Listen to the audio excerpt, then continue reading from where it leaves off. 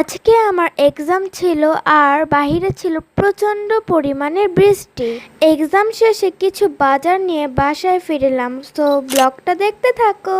ঘুম থেকে উঠে স্কুল ড্রেস পরে রেডি হয়ে গেলাম। আমি স্কুলে মনির সাথে যাই।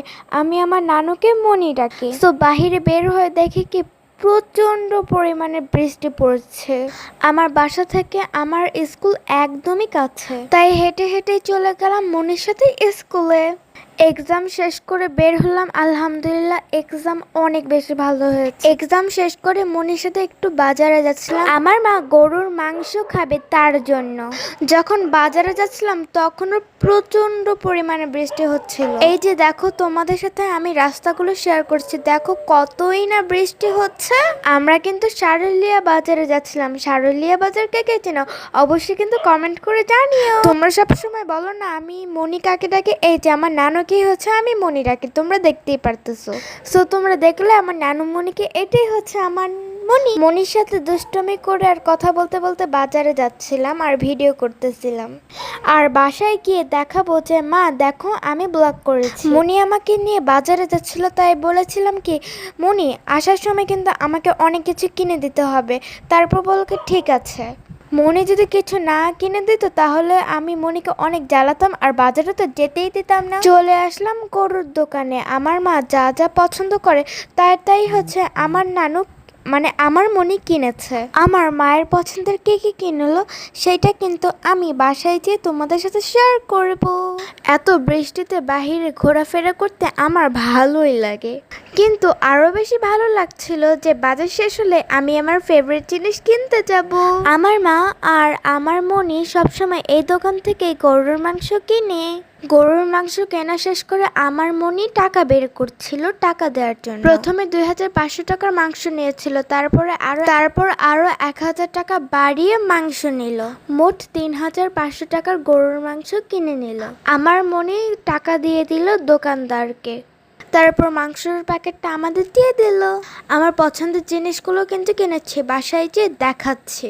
এরপর দেখো আমরা গাড়িতে করে বাসায় চলে যাচ্ছি। আমরা গাড়ি থেকে নামিনি, যদি বৃষ্টিতে ভিজে যায় তার জন্য গাড়িতেই সবকিছু কিনেছি। গাড়িতেই বসেছিলাম আর দোকানে যেয়ে থেমে থেমে কিনেছি। আমার মনি আমাকে নিয়ে অনেক বেশি টেনশন করতেছিল, যদি মাথায় বৃষ্টির পানি পড়ে আর যদি আমার জ্বর আসে তাহলে আমি এক্সাম কিভাবে দেব। তাই আমাকে একদম ভিজতে দেয়নি। বাসায় চলে আসলাম। চলো তোমাদের সাথে আমি গরুর মাংসটা শেয়ার করি। সো দেখো আমি কিন্তু প্রথমে গরুর মাংসগুলো বের করে নিচ্ছিলাম। যদিও এই কাজগুলো সবসময় আমার মা করে, তবে তোমাদেরকে দেখানোর জন্য আমি নিজে করছি। প্যাকেটটাকে খুলে নিচ্ছিলাম। এখন আমি গরুর মাংসগুলোকে ভালো করে ঢেলে নিব। মাংসগুলো অনেক সুন্দর ছিল, তাই আমার মা দেখে পছন্দই করেছিল। আরো বলেছিলাম না আমার মায়ের পছন্দের আরো কি কি কিনেছি, এখন সেগুলোই তোমাদেরকে দেখাচ্ছি। এই দেখো গরুর মগজ, এটা কিন্তু আমার মায়ের ভীষণ পছন্দ। গরুর দোকানে গরুর মাংস কিনতে গেলে এটা আমার মা কিনবেই কিনবে, তাই গরুর মগজ পেয়ে আমার মনি আমার মায়ের জন্য কিনে নিয়ে আসলো। শুধু কিন্তু গরুর মগজই না, আমার মনি কিন্তু গরুর তিল্লিও নিয়ে এসেছিল। তোমরা তিল্লি খেতে কে কে পছন্দ করো? আমি কিন্তু আবার এটা খাই না, এটা আমার মা খেতে পছন্দ করে গরুর তিল্লি। বৃষ্টিতে তোমাদেরকে নিয়ে কেনাকাটা করলাম, সেইটা তোমাদের সাথে শেয়ারও করলাম। কেমন হয়েছে আমাদের বাজারগুলো আমাদের কিন্তু জানিও। সো চলো এখন আমি কি কি কিনেছি সেটা এখন দেখো। সো ফার্স্টই হচ্ছে আমি ব্ল্যাক পিঙ্কের জেনি অ্যান্ড জিসোর একটা নোটবুক কিনেছিলাম। দেন হচ্ছে যে বিটিএস এর হচ্ছে একটা মিনি নোটবুক কিনেছিলাম। তারপর হচ্ছে একটা ব্লু রঙের স্টিকার বা স্কাই ব্লু রঙের। সো 3টে প্রোডাক্টকে আমি কিনেছিলাম। এগুলো কিনতে পারে আমি ভীষণ খুশি হয়েছে, অনেক বেশি। এগুলো আমার মনি কিনে দিয়েছে। আমি মনির কাছে অনেক কিছু বায়না করি, মনি আমার বায়না পূরণও করে।